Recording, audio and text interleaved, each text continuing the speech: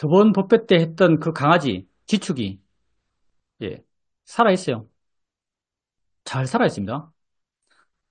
별로 불구 티가 잘 안 나요. 뒤쪽 발만 살짝 뒤틀어져 있어요. 정말 살짝.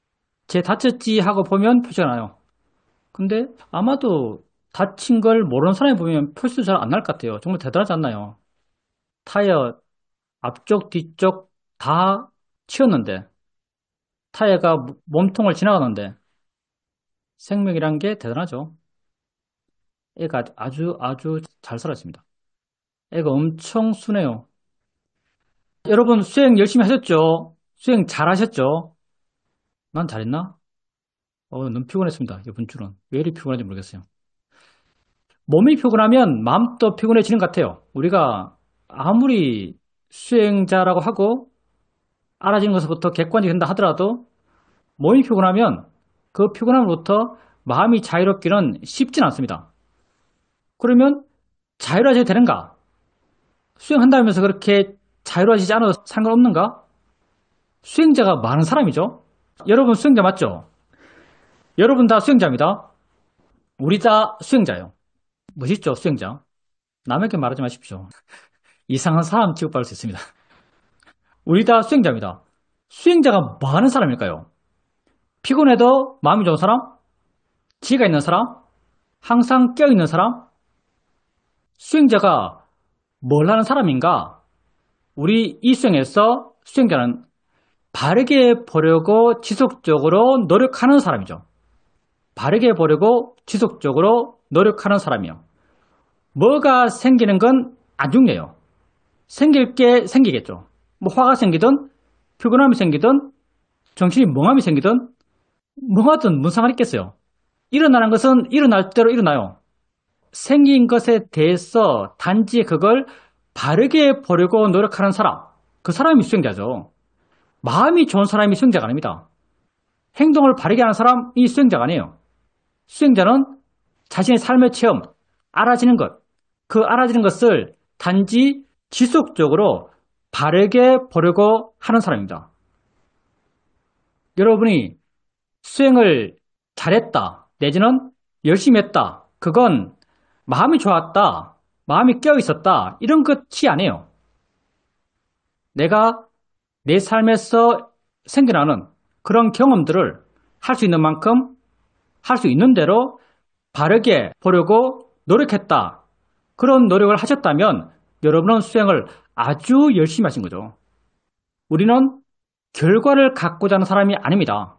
우리는 과정에 충실하고자 하는 사람이요. 수행하는 것이 수행의 목적입니다. 이건 내가 만든 말인데 정말 명언 같아요. 수행하는 것이 수행의 목적이에요. 왜냐하면 이것만이 끝까지 순수할 수 있기 때문에.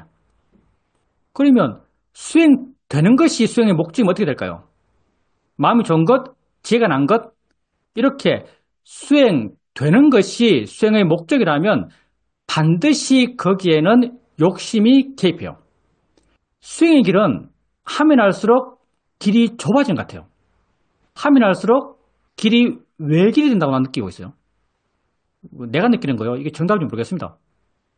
수행을 하면 할수록 길이 외길이 된다고 느껴져요. 하나 삐끗하면 하나 삐끗하는 게 다 욕심과 화죠. 주로 욕심입니다. 하나 삐끗하면 천리말리 벌어지는 것 같아요. 그럼 우리가 이렇게 위태로운 길, 마음이 좋아지고 수행적 수준이 높아진다 표현될 수 있다면 수행의 수준이 높아지고 점점 더 바른 길이 위태로워질 텐데 그럼 이 위태로운 길을 어떻게 갈 것인가? 수행하는 것에 가치를 느끼면서 이 길을 가는 것 같아요. 왜냐하면 수행하는 그 자체, 그건 욕심거리가 안 되거든요. 수행하는 그 자체는 욕심거리가 안 돼요. 뭔가 결과로서 주어지는 것, 되는 것, 그건 여러분에게 욕심거리가 되겠죠. 그렇지만 수행하는 그 자체는 욕심거리가 안 돼요. 그래서 수행하는 것에 의미를 느낀다면 그건 끝까지 순수할 수 있습니다. 여기서 내가 항상 들은 말이 그거죠. 칸트. 아마도 고등학교 윤리책에 나온 것 같아요. 칸트가 순수 이성 비판에서 이런 말 했답니다. 끝까지 선한 것은 선할 일은 의지다. 이게 우리 수행하고 똑같아요. 궁극적으로 선한 것은 선하려는 의지다. 선하려는 의지는 그 자체로 완벽하게 선한 거예요. 마찬가지로 우리는 수행하려는 의지예요. 수행되려는 의지가 아니죠. 단지 수행할 뿐이에요. 수행하려는 마음은 끝까지 순수한 마음이에요. 욕심이 달라붙지 않는 끝까지 순수한 마음이죠. 그래서 여러분이 수행을 하면서 잘된 것, 물론 우리가 욕심이 우리의 기본적인 포맷이기 때문에 수행된 것에 끊임없이 마음이 끌려갈 겁니다.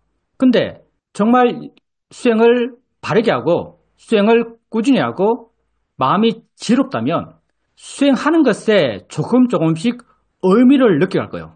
수행하는 것에 여러분이 의미를 느껴갈 겁니다. 그러면 수행하는 것에 의미를 느낀다는 게 무슨 의미일까요? 수행하는 것을 알면서 수행의 의미를 이해하고 그 이해를 느끼면서 가치 있게 느끼고 보람 있게 느끼고 의미 있게 느껴요. 이게 우리가 수행해서 의미를 느끼는 대상들이죠. 의미를 느끼는 상태예요. 그럼 이게 도대체 어떤 의미를 가질까요? 물론 이것도 내 생각이죠. 여러분 삶에 뭐가 의미 있어요? 여러분 삶에 무엇이 의미 있습니까? 자식 잘 되는 것, 손자 잘 되는 것, 내가 잘 되는 것도 있겠죠. 사회적으로. 근데 여러분은 영원한 시간을 살아요. 내가 영원한 시간에 말하는 것은 여러분 평생을 말하는 거죠. 내가 평생 사니까 내 평생 사는 거죠. 내 평생이 내게는 영원한 시간이죠. 안 그런가요? 내 평생이 내게 제한된 시간인가요? 내가 눈을 뜨면서 갓난아에서 눈을 뜨면서 우주가 태어났고 아마도 내가 의식을 잃으면서 죽음이라는 이름으로 의식을 잃으면서 우주가 꺼질 겁니다. 그걸 물리적으로 80년, 물리적으로 90년 이렇게 말하겠지만 내게는 영원이죠. 왜? 지금 살아있으니까. 지금 살아있으니까 그게 내게는 영원이에요. 그러면 이 영원한 시간 동안 내게 주어지는 이 영원한 시간 동안 여러분이 내 삶에서 내 존재의 의미를 느껴요. 안 변하는 의미가 어디 있을까요? 자식, 손자, 사회적 성취, 재산, 건강, 아름다움, 안 변하는 의미가 있을까요? 여러분에게 안 변하는 의미는 대충 없어요. 세상에서 말하고 있는 그런 의미 가운데 안 변한 의미가 사실 없어요. 다 변하죠. 변한다는 것은 우리가 지속적으로 추구할 바가 아니란 말이죠. 만약에 그게 진정한 내생의 의미라면, 지금 또 그게 느껴지고 알아야 될 것이고, 10년 뒤에도 내가 아까 10년 이거 별 의미 없다 했는데 쓰겠습니다. 어차피 소통을 그렇게 해야 되니까. 10년 뒤에도 그 의미가 여러분에게 알아야 될 것이고, 왜? 생은 똑같으니까. 삶은 똑같잖아요. 살아가는 건 똑같아요. 그게 정말 의미 있다면 지금 또 그 의미가 알아야 될 것이고 10년 뒤에도 20년 뒤에도 죽기 직전에도 그 의미가 여러분에게 알아져야만 동일한 그 의미가 알아져야만 진정한 내 삶의 의미다라는 말을 할 수가 있을 겁니다. 여러분 삶의 진정한 의미가 어디에 있을까요? 내 수준을 넘어서는 주제인지 모르겠지만 여러분 삶에 태어나서 눈 뜨고 의식을 잃으면서 죽는 그 순간까지 여러분의 영원한 삶이죠. 여러분의 영원한 삶 동안 한순간도 멈춰있지 않은 이어지는 사실은 여러분이 살아있다는 거예요. 그거밖에 없죠. 관념적 세상, 끊임없이 변하고 있고 끊임없이 보이는 게 달라지고 있고 끊임없이 들리는 게 달라지고 있어요. 끊임없이 느껴지는 게 달라지고 있어요. 그렇지만 여러분이 매 순간순간 살고 있다는 그 사실은 한 번도 변하지 않습니다. 영원히 변하잖아요. 그러면 아까 우리가 수행자가 느끼는 의미, 가치, 그게 뭐라고 했어요? 수행하는 그 자체에서 의미를 느낀다고 말했어요. 수행되는 그것이 아닌 내가 수행하면서 내 나름으로는 수행을 이해하고 나름으로는 없던 죄가 많이 생겼고 내 나름으로는 나 자신에 대한 이해가 수행을 통해서 많이 깊어졌어요. 내가 하면 할수록 의미를 느끼는 것은 수행하는 그 자체가 돼가요. 점점 내게 알아지는 것이 무엇이 되었든 내 마음의 상태가 어떻게 되었든 바르게 보려고 노력하는 마음이 내게 있는 나를 이해하려고 하는 이런 수행하려는 노력, 수행하려는 그 자체 거기에서 의미가 느껴지고 그 의미들이 사이가는 것 같아요. 근데 이런 의미들, 이런 의미 대상, 수행하는 거죠. 수행하는 게 뭐예요? 수행하는 게 엉덩이 느낌 느끼고 엉덩이 느낌 알고 자연의 이치야라고 하는 거예요. 소리 듣고 소리 알고 대상이야라고 하는 거죠. 처음에는 물론 이걸 대상이야 자연의 이치야라고 내가 발언계를 의도적으로 일으켜요. 근데 조금씩 내가 일으키는 발언 결의 내용을 마음이 아주 당연하게 생각해요. 왜? 그 내용을 실제적으로 이해하니까. 그 내용을, 그 발언 결의 내용을 실제적으로 마음이 통찰해서 이해하면 그건 너무나 당연한 거예요. 소리가 당연히 대상이죠. 엉덩이 느낌이 당연히 자연의 이치죠. 내가 느끼는 것이 아닌 조건 따라 생긴 것이죠. 너무나 당연해요. 마음 스스로가 이걸 당연시하기 때문에 소리 듣는 순간 대상으로서 들어요. 대상으로서 들을 지혜가 이미 준비되어 있죠. 느낌 아는 순간 당연히 이걸 자연의 이치로 알아요. 자연의 이치로 이해한 지혜가 느낌 알 때 이미 준비되어 있죠. 마음이잖아요. 여러분이 벽 보면서 저래 보이는 것, 저 평평한 것, 저 네모난 것, 아 저거 벽이지 이렇게 안 해요.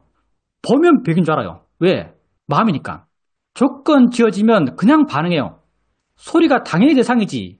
이걸 깊이 진정으로 마음이 동의해요. 저게 벽이지.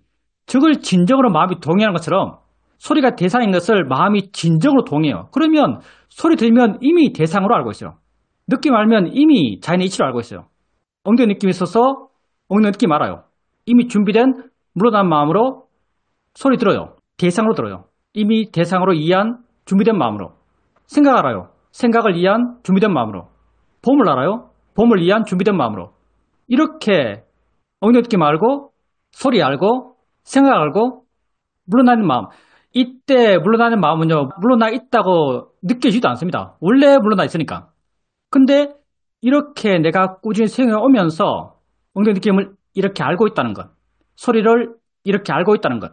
생각을 이렇게 알고 있다는 것. 그리고 엉덩이 느낌이 일어나면 뭐라는 이해. 소리의 들음의 일어남이 뭐란 이해. 생각이 일어남이 뭐란 이해. 그 존재의 의미 말하자면 그런 이해가 마음에 깔려 있어요.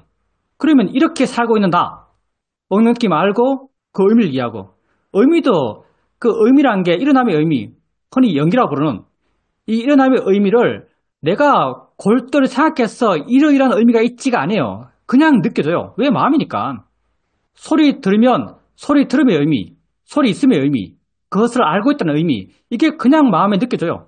아주 가벼운 느낌으로, 가벼운 이해 느낌으로 되게 느껴져요. 자, 이렇게 살아요. 물론 수행이 아주 잘 될 때 이야기입니다. 엉덩이 느낌 알아요. 그냥 그렇게 알죠. 소리 들어요. 그냥 그렇게 들어요. 생각 알아요. 그냥 그렇게 알아요. 이게 뭐예요? 이게 수행자가 살고 있는 모습이죠. 수행자가 이런 삶 위에 또 다른 특별한 보통의 삶의 모습이 있는가? 아니요. 이게 그냥 보통의 삶의 모습이요. 실제 수행하지 않는 사람의 사람 모습과 별로 다르지도 않아요. 수행하지 않는 사람의 사람 모습 똑같아요. 엉덩이 느낌 알고 소리 알고 생각 알고 단지 자기가 습관적으로 알아왔던 대로 알겠죠. 형태적으로 별로 안 달라요. 형태적으로 거의 똑같대도 무관해요. 근데 그 안에 흐르고 있는 이해들, 흐르고 있는 마음의 자세들 이런 게 다를 뿐이죠. 그러면 수행자가 느끼는 의미, 수행하고 있다는 것의 의미, 그걸 다르게 말하면 자기가 살아있다는 것의 의미예요. 그게 뭐가 다르겠어요? 능숙한 수행자가 수행의 의미를 느끼는 것, 수행하는 것의 가치를 느끼는 것, 그게 곧 자기의 살아있는 것의 의미를 느끼는 것, 살아있는 것의 가치를 느끼는 것, 그것과 똑같아요. 이 가치, 이게 여러분에게 궁극의 가치일 겁니다. 저는 그렇게 생각해요. 우리가 우리 삶에서 도대체 뭘 추구하고 살까요? 살아있는데, 생명인데, 내 존재인데요. 나만 알고 살고 있는데요. 여러분이 세상에서 뭘 알아요? 우리가 세상을 엄청나게 폭넓게 알고 있는 것 같이 느껴요. 지금 뭐 태양이 어떤지도 공부해서 대충 알 수 있고, 달, 지구, 금성, 수성, 태양계, 뭐 은하까지. 근데 실제 이 순간 여러분에게 진짜 아는 것, 여러분에게 진짜 알아지는 것, 그건 여러분 자신밖에 없어요. 우리가 관념적으로 아무리 폭넓게 펼쳐봐도 실제로라는 말을 붙이면은 실제로 몰라라라고 붙이면은 내가 아는 것은 나 자신밖에 없습니다. 벽을 안 보고요. 눈에 온 걸 알아요.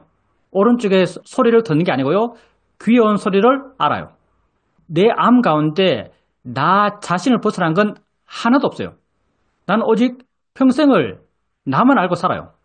이렇게 살아있고, 이렇게 내가 날 귀중하게 생각하고, 한순간도 쉬지 않고 나를 위해 살아요.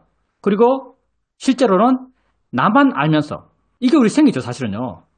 어디에서 여러분 의미를 찾겠어요? 어디에서 여러분 가치를 찾겠습니까? 살아있다는 것에서 찾아가는 가치. 이게 궁극의 가치가 아닐까 나는 생각합니다.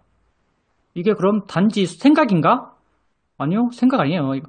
이게 아주 깊다고 말은 못하겠지만 내가 이 수영을 하면서 쇼민 수영이라고 우리가 이름 붙인 이 수영을 하면서 바른 붓다의 수영을 하면서 조금씩 이런 방향으로 나아가고 있다고 내 스스로 분명히 말할 수 있습니다. 현재 있음의 가치를 느껴간다. 살아있다는 그 자체에서 의미를 느껴간다. 삶 그 자체가 내 존재의 의미다. 이런 말을 분명히 할 수 있습니다. 물론 이런 이해가 아주 깊다는 말은 절대 못하겠습니다. 근데 이게 다 어디서 왔는가? 이런 이해의 전개, 이런 변화의 경향이 어디에서 왔는가? 수영을 해가면서 이해가 쌓여가고 수영하는 것의 의미가 느껴지고 수영에 기뻐하면서 결국 이게 점점 수영하는 것과 살아가는 것이 하나가 되어 나가고 수영의 의미가 곧 삶의 의미가 되어가는 거죠. 사실 똑같으니까. 그래서 우리가 나를 살아간다면 다 이렇게 살아있잖아요. 여러분보다 중요한 게 세상에 어디 있겠어요? 정말 우리가 우리를 사랑한다면 여러분 자신의 가치를 알아가야 됩니다. 말하면 엄청 거대해 보이지만 자신의 가치, 그 출발점은 단순해요. 수행의 가치를 알아가면 됩니다. 수행의 가치는 또 어떻게 아는가? 수행에서 좋아진 걸 스스로 느끼면 알아가요. 엉덩이 느낌 알았다가 손 느낌 알고 처음에는 더듬더듬, 띄엄띄엄 아주 멋스럽게 옮겨가죠. 근데 그게 어느 순간 가볍고 빠르고 부드럽게 옮겨가요. 그렇게 옮겨갈 수 있는 것, 그건 마음이 변했기 때문이죠. 세상에서 내게 어떤 게 바른 방향으로 진정 변할 수 있을까요? 나를 구성하는 다양한 요소가 있겠죠. 나를 구성하는 다양한 요소가 있습니다. 내게 어떤 게 진정 바른 방향으로 변할 수 있겠어요? 대상, 보이는 것, 저거 다 관념들이죠. 소리, 다 관념들이에요. 느낌, 다 관념들이죠. 알아지는 것이에요. 사실 우리를 구성하는 요소가 많이 있지만 우리를 구성하는 이 다양한 요소 가운데 바른 방향으로 변해갈 수 있는 것은 오직 하나밖에 없어요. 대상을 향한 마음. 다른 건 다 주어지는 거예요. 근데 우리가 주도적으로 바르다는 방향성을 갖고 그것을 바른 방향으로 변화시켜 갈 수 있는 것, 그건 대상을 향한 마음밖에 없어요. 그렇게 여러분이 대상들을 띄엄띄엄 알아가고 좀 더 부드럽게 알아가고 좀 더 자유롭게 알아가고 더 무의지적으로 알아갈 때 그건 대상을 향한 마음이 변했기 때문입니다. 그리고 이전에 알지 못했던 실제하는 법, 아는 마음, 그것 또한 아는 마음이 더 강해진 게 아니에요. 아는 마음은 내가 몰라도 항상 있어요. 보는 마음도 내가 몰라도 항상 있어요. 듣는 마음, 그건 내가 하나도 이해하지 못하도 지할 다 해요. 화의 마음도 그렇고 생각의 마음도 그렇고 모든 마음, 모든 물질 다 내가 알든 모르든 지할 일을 꾸준히 멈추지 않고 하고 있습니다. 근데 어느 순간 안다는 게 이해되어요. 본다는 게 이해되어요. 왜 되었겠어요? 그 대상들을 바라보고 있는 마음, 그런 마음이 좋아졌기 때문에 그 마음의 조건이 변했기 때문에 그런 게 마음에 이해되었던 거죠. 이렇게 점점 마음이 좋아져 갑니다. 스스로 좋아진 걸 알아요.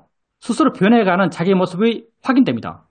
이렇게 수행을 통해서 마음이 좋아지고 이해가 깊어지고 의미가 느껴지고 그게 점점 여러분 삶이 되어나가고 그게 조금씩 수행에서 느꼈던 그 의미가 여러분 삶에서 느끼는 의미가 되어갑니다.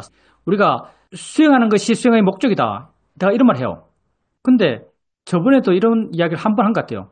네가 느끼는 네 삶의 목적이 뭔가? 네 삶의 의미가 뭔가? 라고 누가 내게 묻는다면 살아있는 목적이 뭐냐? 라고 누가 내게 묻는다면 나는 살아있는 것이 내 삶의 목적이다. 이런 말 한 적 있어요. 살아있는 것이 내 삶의 목적이다. 왜? 살아있는 그 자체가 의미니까. 이렇게 말하면 말 자체는 대단해 보이는데요. 사실 별것 아닙니다. 너무 오버해서 해석하지 마시고요. 근데 이게 완전히 아닌 건 아니에요. 살아있는 것이 내 생의 목적이다. 이 말에 대해서 내가 수행을 해가면서 점점 이런 방향으로 나아가고 있다고 느껴져요.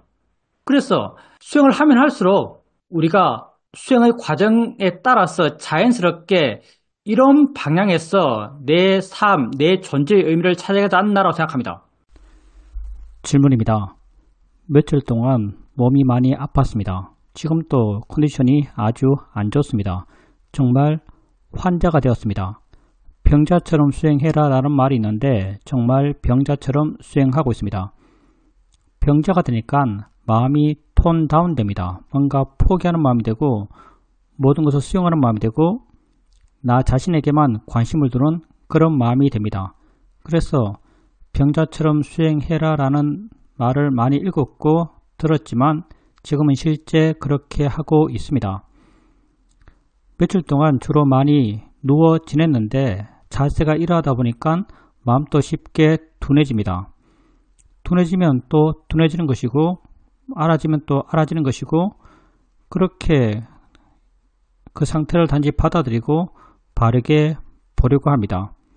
어쩌겠습니까? 몸이 아프니까 목도 따갑고 말도 잘 안 나오고 머리도 둔하고 그냥 관심 갖고 알아진 것을 알려고 합니다.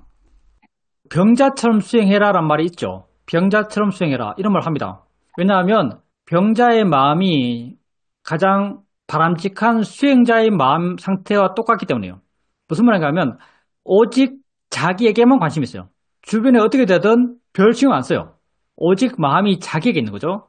그리고 수행자님 말씀처럼 그렇게 이전에 내가 아주 활기찰 때 부렸던 많은 욕심들, 마음의 에너지들 이런 게 확 가라앉아요. 당연히 그렇게 톤다운이 되죠. 그래서 이 톤다운 된다는 이 의미가 나에 대해서 객관적이 된다는 의미와 일맥상통해요. 이렇게 톤다운 되면은 나에 대해서 아주 객관적이 됩니다. 상태는 물론 둔하겠죠. 그리고 열도 나고 몸도 아파요. 근데 이럴 때 수행자님께서 많이 눕다 보니까 그렇게 마음도 약간 게을러지고 마음도 약간 둔해진다 이렇게 말씀하셨어요. 그게 뭐 당연해 보여요. 당연해 보이는데 수행하려고 하고 계시고요. 그러니까 수행하려고 할 때 우리가 흔히 1차적으로 하는 것은 알아차림이죠. 목에 느낌 있고 엉덩이 느낌 있고 침대에 붙어있는 등 느낌 있고 알아차림이요. 근데 알아차림은 이런 상태에서 쉽게 이어지는 에너지가 약해질 겁니다. 알아차림은 아마도 쉽게 그 에너지를 잃어버릴 거예요. 그러면 뭘 하면 좋겠다고 나는 생각하는가 하면요. 관심을 갖는 것. 사실은 꼭 그 상태만 아니라 모든 수행 상태에서 공통적으로 필요한 거예요. 사실은 관심을 갖는 것. 특별히 알아차림하는 것에 대해서 별 무리를 못 느끼는 분들. 우리가 여기서 말하기는 알아차림에 가수가 있는 사람들. 그냥 마음을 내게두면 알아차림이 자연스럽게 이어지는 사람들. 말하면서도 알아차림할 수 있는 사람들. 이런 사람들은 마음이 아주 가볍기 때문에 익숙하기 때문에 어떤 상태에서도 하려고 하면 알아차림을 할 수 있는 사람들이죠. 이런 수행적 능수도를 가진 사람이 몸이 안 좋아요. 그래서 몸이 안 좋은 만큼 마음도 둔해져 있어요. 약간 게으름도 있죠. 이럴 때 알아차림을 하는 것 같고 수행을 한다면은 그렇게 효과적일 것 같지 않습니다. 근데 관심을 갖는 걸로 수행하면요. 새로운 에너지가 생깁니다. 무엇을 관심 갖는가? 뭐 느낌 일어나면 그 자체. 느낌이 생기네? 이게 뭐지? 어떻게 느끼지? 마음이 뭐야? 마음을 이미 많이 지켜봤고 많이 이해하고 있기 때문에 마음이 어떻게 알지라고 의미로 내용을 떠올리면요. 정말 마음이 어떻게 아는 거야? 라는 알고 싶어하는 마음, 관심이 생겨나요. 어떤 생각을 하겠죠. 생각이 뭐지? 마음이 어떻게 생각하지? 그러면 정말 마음이 어떻게 생각하는 거야? 라는 관심이 생겨납니다. 그래서 지금 수행의 상태에서 관심을 갖는 것, 그걸 통해서 수행해 보시기를 바라고요. 그리고 몸이 정말 아프다면, 예를 들어서 목의 편두성이나 우리가 흔히들 통증이라고 부를 수 있는 그런 감각들이 느껴지고 있다면, 통증의 감각은 굉장히 뚜렷하거든요. 굉장히 뚜렷해서 역설적으로 객관화되기가 쉬워요. 그 자체가 다른 것과 구분되기 아주 분명하기 때문에 객관화되기가 쉬운 것 같아요. 그래서 편도성 내지는 기침이 일어날 때의 어떤 그런 느낌, 기침을 할랑말랑 할 때의 느낌, 그런 느낌을 구경하듯이 봐보세요. 압력이 강해졌다가 약해졌다가 하는 그것을 아주 재미있게 볼 수 있습니다. 그래서 몸에서 정말 고통이라고 부를 수 있는 그런 느낌들이 느껴진다면요, 그것들을 객관적으로 구경하듯이 여기서 말할 때는 대상으로 이해한 마음으로 그렇게 거리감 있게 봐보세요. 그러면 그 생긴 것들을 구경하듯이 볼 수 있습니다. 구경하듯이 보게 되면요, 뭔가 좀 재밌다 느껴지고요. 그리고 쉽게 마음의 에너지가 떨어지지 않습니다. 하여튼 아픈 건 아픈 것이고요. 주어진 것이요. 알아지는 것이고요. 그 알아지는 것을 수행년 지금 하듯이 그렇게 바르게 보려고 하십시오. 근데 바르게 보려고 하는 것이 알아차림만으로는 충분하잖아요. 특히 더 그래요. 알아차림만으로는 정말 잘 안 됩니다. 질문입니다. 몸이 안 좋으니까 어떻게 알겠다라는 그런 방향으로 노력하기보다는 그냥 포기해버리고 다 놔버리고 전체적으로 압니다. 그때 알아지는 것은 있다는 것, 있음, 이렇게 알고 있습니다. 그렇게 알게 되면 전혀 힘이 들지 않습니다. 있다는 것도 관심을 일으키려면 일으킬 수 있는 대상이에요. 있다는 것, 존재, 현재, 뭐 있음, 우리가 이렇게 표현하는 거예요. 힘이 안 든다는 것도 아주 중요한 포인트인데요. 왜 힘이 안 드는가 하면요, 그 대상이 뭐다라고 특정할 수 없어요. 그러니까 뭐 엉덩이 느낌이면 엉덩이 있는 느낌이요, 손의 느낌이면 손에 있는 느낌이요, 생각은 어떤 내용의 생각이요. 근데 있음, 뭐 현재, 존재, 이거는 내가 이해는 하지만 그게 뭐다라고 말할 수 없어요. 관념이 굉장히 약한 거죠. 관념이 아니다라고 말해도 순수한 법이다 해도 맞는 말이에요. 관념이 굉장히 약해요. 당연히 관념이 약하면 힘이 안 들어가요. 힘을 줄 수가 없죠. 힘을 주면 이미 대상은 관념이에요. 그러니 힘이 안 들어가니까 굉장히 편하게 볼 수 있는 거죠. 그리고 그것도 관심의 대상이 될 수 있습니다. 의도적인 관심의 대상이 될 수 있어요. 그래서 승자님께서 그렇게 있다는 것을 알아가면서 마음의 힘이 더 좋다면은 있다는 것에 대한 관심도 한번 가져보십시오. 이것도 관심 가질 만한 대상이에요. 관심이 생겨나요. 있으니 뭐지?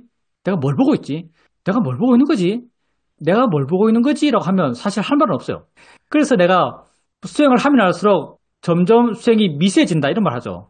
법이 미세해진다? 이런 말 하는데 이런 의미에서 그런 말 하는 거죠. 근데 내가 뭔가 이해하고 있는 건 맞아요. 근데 도대체 내가 뭘 이해하고 있지? 라고 하면 꼭 집어서 이거다 라고 말할 건 없어요. 근데 내가 보고 있는 것, 이해하고 있는 것에 대한 관심은 더 강해집니다. 질문입니다. 최근에는 내가 늙어간다는 것에 대해서 아주 실감하고 있습니다. 영화를 보러 가서 재밌게 영화를 보고 나면 허리가 아픕니다. 뭔가 하나 집중해서 일을 하게 되면 뭔가 탈이 납니다. 밖에서 걸을 때도 때때로 무릎이 시큰합니다. 그래서 언제나 지팡이를 들고 다닙니다. 반면 영화 같은 걸 보면서도 마음을 내 안에 두고 보려는 노력을 하고 있기 때문에 영화의 내용을 좀 더 폭넓게 이해하고 있다는 그런 느낌도 있습니다. 또 어떤 때는 친구들과 이야기를 하고 있는데 친구가 소곤소곤 이야기하면 그걸 무슨 말인지 정확히 알아들을 수가 없습니다. 전체적인 분위기를 깰 수 없었어. 크게 말해라 라고 하기도 못하고 다시 말해달라 라고 말하기도 못해서 그냥 들리는 만큼 듣고 어떤 대답 같은 걸 잘 못합니다. 이런 경험을 하게 되면 마음이 뭔가 씁쓸합니다. 근데 오늘 스님의 말씀을 들으면서 살아있다는 것이 내 생의 의미다라는 말이 아주 크게 와닿고 거기에서 어떤 희망이나 해답 같은 것을 발견할 수 있지 않을까라는 생각도 듭니다. 다 우리가 늙어요. 늙는다란 말을 법인적으로 써요. 그리고 이 늙는다란 말에 많은 뉘앙스가 있죠. 많은 어떤 함의가 있어요. 우리가 많은 의미를 보여요. 세상 사람들이 다 대충 동의하는 그런 의미가 포함되어 있는 표현이죠. 늙는다. 그런데 세상 사람들은 늙는다란 말 속에 어떤 의미를 포함하고 있는가? 존재 자체가 늙는다요. 존재 자체가 노쇠진다. 이렇게 표현해요. 근데 존재 자체가 노쇠해진다 했을 때 존재가 뭔가? 존재는 이 경우 두 가지로 분리할 수 있어요. 하나가 몸이고 하나가 마음이에요. 몸과 마음이죠. 뭐뭐의 노쇠함. 뭐뭐의 노쇠함은 피할 수가 없습니다. 18살 이후로 다 노쇠했어요. 18살 이후로 누구나 다 노쇠해져 가고 있습니다. 그러니 뭐뭐의 노쇠함. 몸의 노쇠함은 뭐 받아들여야죠. 이건 나만 그런 게 아니에요. 내 주위에 있는 모든 사람이 다 그래요. 수영님이 보기에 30살 된 애들 팔팔해 보이지만 똑같아요, 사실은요. 늙어간다, 노쇠져 간다는 그 의미에서 다르지 않습니다. 그러니 이건 모든 사람, 거의 모든 사람이 다 공통되게 갖고 있는 거예요. 몸이 그럴 뿐이에요. 그러면 마음은 어떤가? 마음은 노쇠지는가? 마음도 노쇠지는 것 같기도 합니다. 보통 사람들의 경우 그래요. 보통 사람들의 마음은 노쇠져요. 왜냐하면 마음이 뭔가? 마음이 대상에 반응하는 것, 그게 마음이에요. 대상과 함께 있는 것, 그게 마음이죠. 보통 사람들의 대상들은 다 관념들이에요. 뭐 어린이나 젊은이나 노인분들이나 보통 사람들은 다 관념을 대상으로 마음이 반응해요. 근데 어릴 때는 그 관념들이 엄청 많이 변해요. 어릴 때 하루는 정말 길거든요. 왜? 수많은 관념 하나하나가 다 다르기 때문에, 새롭기 때문에, 알고 싶기 때문에 계속 하나하나의 관념에 마음이 강하게 반응했어요. 그래서 강한 하나하나의 반응이 다 시간이 돼가지고 어릴 때 하루는 정말 길어요. 그렇게 하나하나 반응하는 마음이 아주 젊고 껴있고 활기차다 말할 수 있겠죠. 근데 그게 20살이 되고 알던 걸 또 반복해서 하니까 우리의 뇌 자체가 에너지를 적게 쓰는 구조로 만들어져 있어요. 내가 익히 아는 것은요, 익히 아는 것은 거기에 대해서 자세히 알려잖아요. 그냥 내가 이미 경험한 것은 머릿속에 기억되어 있는 그런 관념적 지식들, 그게 투영돼서 내가 알던 대로 그냥 알아요. 별로 관심도 없어요. 내가 알던 대로 그냥 알기 때문에 에너지도 별로 투여되지 않고요. 그게 반하는 마음도 약해요. 점점 내가 세상에서 경험해 보지 않은 새로운 게 점점 없어져가요. 나이가 들어가면 들어갈수록 새로운 게 점점 없어져가요. 그러니까 거기에 반하는 마음도 점점 약해져가는 거죠. 반응이 점점 미지근해져가요. 왜? 궁금한 게 없으니까. 알던 대로만 아니까. 이미 거의 대부분 정보를 갖고 있으니까. 내가 그걸 자세히 봤어. 저게 저런 것이구나. 예를 든다면 맨 처음 밥맛을 느끼고 있는 꼬마가 있다면 그 꼬마는 그 밥맛 하나하나가 신기할 거예요. 오른쪽 가니까 이렇게 느끼네. 왼쪽에 이렇게 느끼네. 천지가 부딪히니까 이런 느낌이네. 혓바닥을 굴리니까 이런 느낌이네. 그 하나하나가 수많은 새로운 정보들이고요. 수많은 새로운 정보에 수많은 마음이 반응하고 있어요. 근데 50된 사람의 밥맛을 느끼면 아무 의식이 없습니다. 밥을 먹고 있는지도 몰라요. 밥을 먹고 있는지도 몰라요. 왜냐하면 익숙한 거니까. 익숙하게 아는 대로 반응할 뿐이에요. 그러니 나이가 들어가면 들어갈수록 주변에 내가 경험하는 경험의 대상들이 다 익숙한 것이죠. 왜냐하면 자기 삶의 폭도 좁아지고요. 자기 활동의 폭도 좁아지고요. 다 익숙한 거예요. 그러니 반응도 다 그냥 그래요. 그러니 시간이 얼마나 짧겠어요. 마음이 강하게 반응할 일이 없어요. 점점 시간이 짧아져요. 이렇게 사는 사람이 있다면 이 사람의 마음도 늙는다라는 말을 할 수도 있을 거예요. 근데 만약 어떤 사람은 수행하는 사람이요. 수행하는 사람이 처음에는 관념을 대상으로 해나가죠. 그 사람이 처음에 띄엄띄엄 알아가다가 수동적으로 이어지게 알아가고 무의지적으로 전체로 반나가요. 마음이 변하고 있어요. 마음의 폭이 넓어져요. 마음이 변한다는 게 정말 중요한 겁니다. 마음이 이렇게 변할 수 있어요. 못하던 걸 해요. 유연하지 않았던 마음이 유연해져요. 띄엄띄엄 알아간다는 말이 무슨 말인가? 띄엄띄엄 알아간다는 말은요. 그 하나를 대상으로 하나의 마음이 일어나고 그 다음 다른 하나를 대상으로 다른 하나의 마음이 일어난단 말이에요. 또 다른 하나를 대상으로 다른 하나의 마음이 일어나요. 이어지게 한다면 어떤 의미인가? 그 일어나는 마음이 굉장히 빨라져요. 이어진다고 표현될 만큼 빨라져요. 이거 달고 이거 달고 이거 달고 부드럽게 이어져요. 그리고 전체적으로 안다? 여러 가지 것이 알아진다? 여러 가지 것이 알아진다는 것은 여러 가지 마음이란단 말이에요. 마음이 이렇게 하나하나 띄엄띄엄 일어나다가 이어지게 부드럽게 일어나다가 전체적으로 한순간 여러 가지 마음이 한꺼번에 일어나요. 이렇게 마음이 변해가요. 마음이 좋아진다고 표현할 수 있죠. 이렇게 좋아진 사람은 우리 수행의 입장에서는 아는가 물으면서 아는 걸 이해해요. 아는 것은 관념인가? 관념이 아니에요. 아는 것은 아무것도 없어요. 아는 것은 형체도 없고요. 위치도 없어요. 안다는 그 관념적 정의까지도 실제지 않아요. 아는 마음은 실제로 아는 마음이 아니에요. 근데 뭐가 있어요. 근데 그걸 이해해요. 그리고 계속 알아가요. 나중에는 아는가 묻지 않아도 이해해요. 또 계속 알아가요. 알아가다 보면 이게 신기해요. 신기한 것도 마음에 생기는 거예요. 이게 뭐지? 지가 뭐지? 어디 있는 거지? 어떻게 알지? 이렇게 신기해요. 그리고 만약에 정말 바른 수행자라면 이어지게 수행하겠죠. 이 신기함의 대상이 계속 있고 계속 알아가고 계속 신기해요. 근데 이 대상은 형체가 없어요. 위치가 없어요. 우리 마음도 우리의 감각기관에 의지하고 있죠. 감각기관이 선명하고 젊으면 마음도 선명히 반응해요. 그래서 아무리 수행한다 하더라도 특정 명사가 잘 기억나지 않거나 희미하게 보이거나 친구 말이 희미하게 들리거나 이건 또 당연해요. 감각기관이 그걸 하니까 감각기관이 약해지니까 당연해요. 근데 법을 이해한 수행자의 수행의 대상, 법을 이해한 수행자의 수행의 대상은 약해질 수 없는 거예요. 왜냐하면 원래 없는 거니까. 이런 이야기도. 아는 마음, 이 실제는 법은요, 그 대상이 약해질 수가 없어요. 왜? 원래 있다고 표현될 수 있는 요소가 하나도 없어요. 관념적 의미에서 있다고 표현될 수 있는 요소가 하나도 없어요. 그냥 내 순수한 이해 대상이에요. 근데 그게 관심이 있어요. 안다는 것, 본다는 것, 든다는 것, 생각한다는 것, 있다는 것, 관이 가는 마음. 이런 관심이 점점 커져가고 이런 관심으로 지켜봐 나가다 보면 또 마음에 어떤 이의가 생겨나요. 안다는 게 뭐구나? 있다는 게 뭐구나? 진행이 뭐구나? 작용이 뭐구나? 생각이 뭐구나? 이것 다 마음에서 일어나는 겁니다. 그래서 세상 사람들이 살아가는 방식대로 그냥 그렇게 사는 사람들, 그분들에게 늘른다는 말은 뭐 그렇게 틀린 표현이 아닌 것 같아요.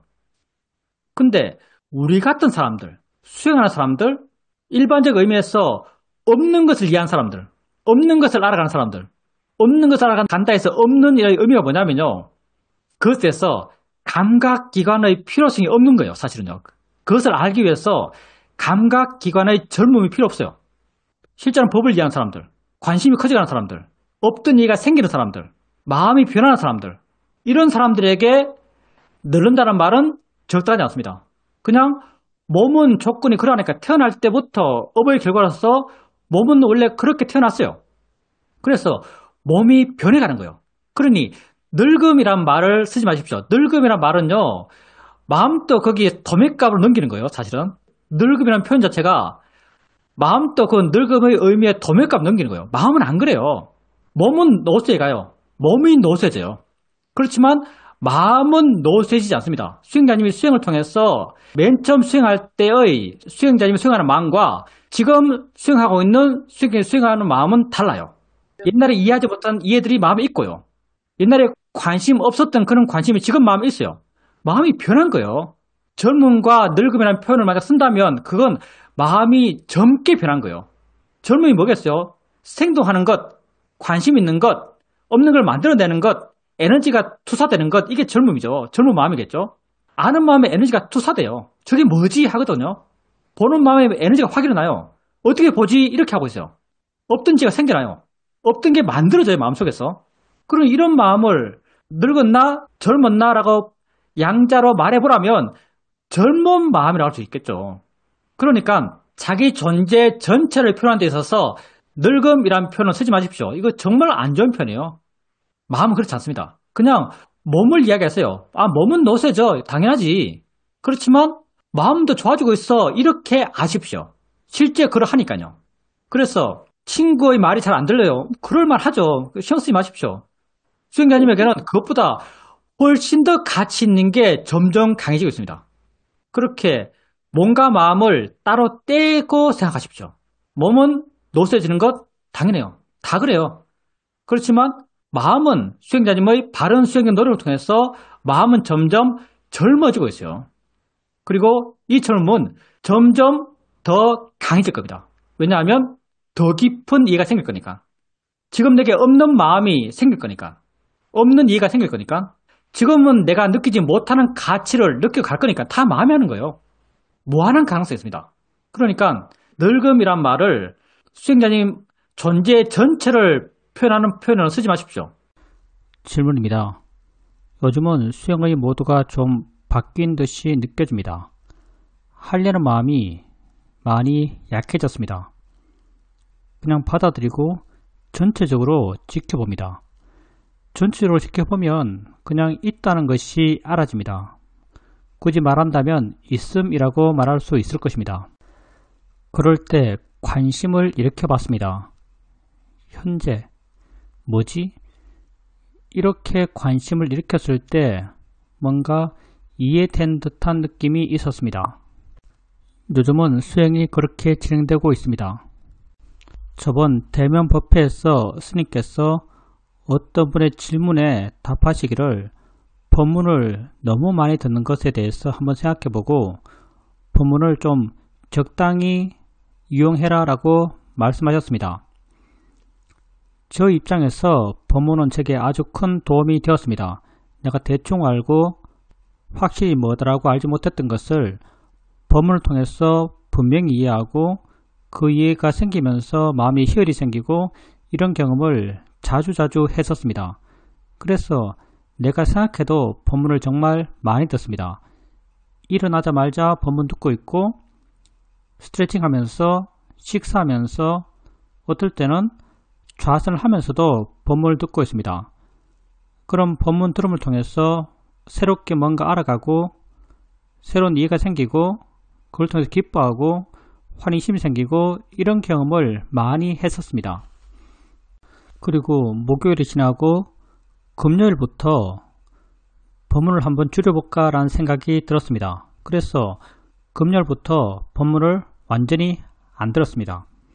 그러면서 일어나고 스트레칭하고 좌선하고 경행하고 식사하고 법문 없이 이 모든 활동들을 했습니다.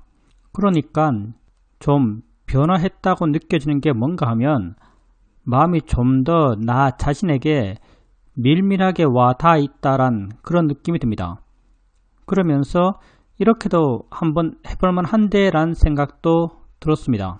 우리가 수행의 상태에 따라서 하는 방식도 많이 다르겠죠. 일반적으로 수행자님 말씀처럼 그렇게 법문을 든다면 그 자체로 보면 아주 훌륭한 수행자의 모습이에요. 사실은 아주 열심히 하는 수행자의 모습이죠.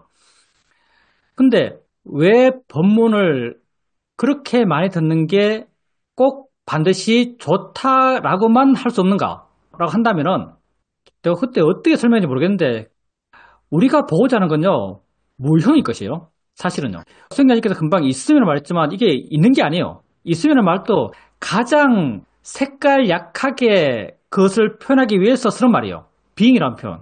근데 이런 언어적 표현, 언어로 표현됐다는 것 자체가 이미 뭔가 관념화됐단 말이죠.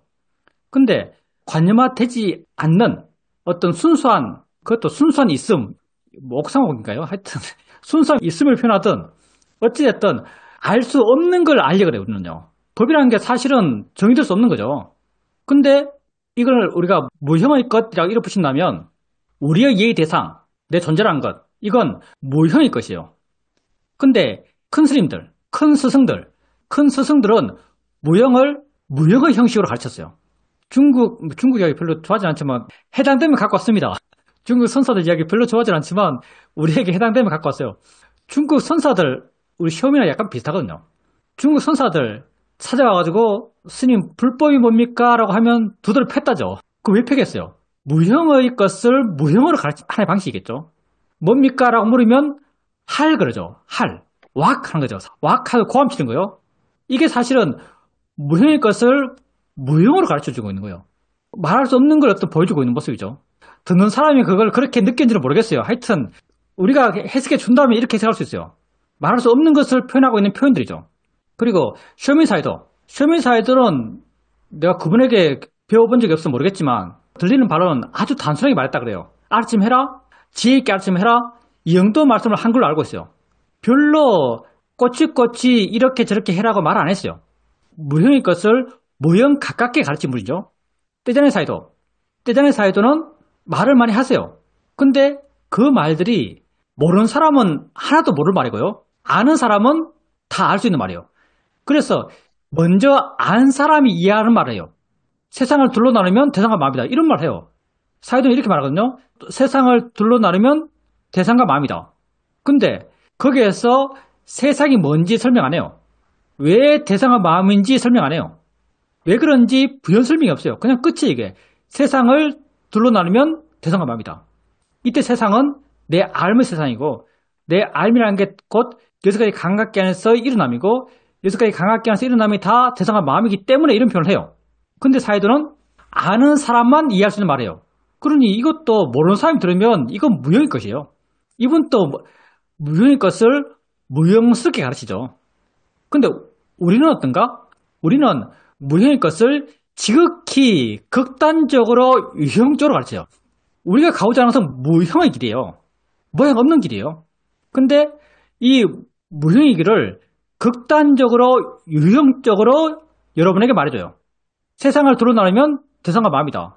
이 말을 하면서 덧붙여서 세상이라는 게 뭔지, 18개가 어떤지, 니를 보라고, 네 세상이 뭐냐고, 당신이 아는 세상이 당신이 세계가 아니냐고, 이게 세상이다. 왜 대상과 마음인가? 보면은 보이는 대상과 보는 마음, 들으면은 들리는 소리와 듣는 마음, 봐봐라, 그게 대상과 마음이다. 그러니까 알면 세상에서 대상과 마음이니까 세상을 둘로 나누면 대상과 마음이야. 이렇게 설명하는 게 우리의 방식이에요. 그러니 우리의 방식이 맨 처음 수행하는 사람에게 아무것도 모르는 사람, 수행에 대해서 아무것도 모르고 아무 이해가 없는 사람도 들어서 알 수 있는 내용들이에요. 아마 그런 사람도 이해할 거예요. 이게 무슨 말인가? 그만큼 유형적인 것이란 말이고요. 또 다르게 말하면 그만큼 본질에서 멀다는 말이에요. 본질은 무형이죠. 그만큼 본질에서 멀단 말이에요. 그러니 처음 이걸 들어서 수행을 출발해서 자기를 찾고 마음이 좋아지고 바른 수행적 이해가 쌓여가고 바른 길에 들어서서 스스로 갈 수 있는 사람. 나는 스스로 갈 수 있는 사람이 실전하는 법에 관심이 생긴 사람이라고 생각해요. 스스로 갈 수 있는 사람에게 우리가 하고 있는 이 지극히 유형적인 법문은 그렇게 많이 필요하지 않습니다. 약간의 자극 정도? 그 정도면 충분하죠. 자기 길을 스스로 갈 수 있는 사람에게 이런 지극히 유형적인 법문은 많이 필요하지 않다고 생각해요. 그런 입장에서 저번 대면 법회 때 내게 그걸 물었던 사람의 어떤 수준, 그분의 필요성, 그분의 입장에서 필요하다고 느껴져서 내가 그런 말을 했던 거죠. 수행자님 또 비슷하지 않을까 생각합니다. 물론 전제는 있어요. 또 우리가 다 업이 달라서 각자에게 필요한 게 어느 정도인지는 아무도 모릅니다. 근데 우리 세대에서 법을 말하고 있는 사람들이 대충 그런 것 같아요. 지극히 유형적으로 이야기합니다. 그러니 본질로부터 많이 먼 이야기를 해요. 말을 엄청 많이 했어, 엄청 자세했어, 더 본질적으로 느낄지 모르겠지만 실제로 안 그래요. 도를 도라 하면 이미 도가 아니다죠. 이것도 정말 맞는 말이에요. 도를 도라 하면 이미 도가 아니에요. 우린 계속 도를 도라 하고 있는 거예요, 지금. 우리는 처음부터 끝까지 계속 도를 도라 하고 있는 겁니다. 근데 도를 도라 하면 이미 도가 아니다고 장자께서 아마 말씀하셨겠죠. 그러니까 도로 가십시오, 도로. 실제는 법을 이해하고 법에 관심이 있다면 도라고 부르지 않는 도로 갈 수 있어요. 도라고 부를 필요 없는, 법이라고 부를 필요 없는 법의 길을 갈 수 있어요. 그게 수행자님께서 아까 말했던 그 있음과 비슷한 의미죠. 수행자님께서 수행의 모드가 좀 바뀌었다 했어요. 그게 에너지가 줄었어요. 에너지가 왜 줄었는가? 유형이 줄어들어서 그래요. 수행의 대상이 무형적이 되었기 때문에 그래요. 모양 없고 위치 없고 내용 없고 아무것도 없는데 힘쓸 게 없어요. 이런 게 없으면 힘쓸 일이 없어요. 그러니 당연히 에너지가 줄어들죠. 그리고 있음이라고 말씀하셨어요. 그게 느껴진다고 말씀하셨어요. 느껴진다고 했을 때 우리가 느낌의 대상, 그게 1차적으로 느낌이고요. 그리고 2차적으로는 지혜의 느낌이요. 그러니까 아마도 수행자님 말씀하신 그 느껴진다는 것은 현재를 이해한 듯한 느낌, 있음을 이해한 듯한 느낌, 존재를 이해한다는 느낌, 이런 느낌일 거라고 생각합니다. 그리고 거기에 관심이 있어요. 관심을 의도적으로 일으켜도 수행자님에게 관심이 생기죠. 현재, 있음, 뭐지? 이렇게 하면 이런 느끼고 있는 대상에 대해서 더 큰 관심이 생길 거예요. 관심이 생기는 건 왜 생기는가? 이미 알았기 때문에 생깁니다. 우리가 모르면은 관심도 없어요. 아는 마음에 대해서 어떻게 알지? 라고 하면 관심이 생겨요. 왜? 아는 마음을 이미 이해하기 때문에. 이해 수준은 물론 다르겠지만 이미 이해하기 때문에 관심 가지면 관심이 생겨나요. 있다는 것, 현재라는 것, 존재라는 것, 거기에 대해서 수행자님께서 뭐 현재, 있는 게 뭐지? 뭐가 되었던 이런 관심의 질문을 했을 때 관심이 생긴다는 것은 그것을 이미 이해하고 있기 때문입니다. 그 이해를 계속 쌓아갔어요. 점점 무형의 길을 갑니다. 유형적인 것에 묶일 필요 없어요. 그거 그냥 자극처럼 약간의 양념처럼 수행자님에게 자극을 좀 충분해요. 유형의 것에 너무 묶이면요.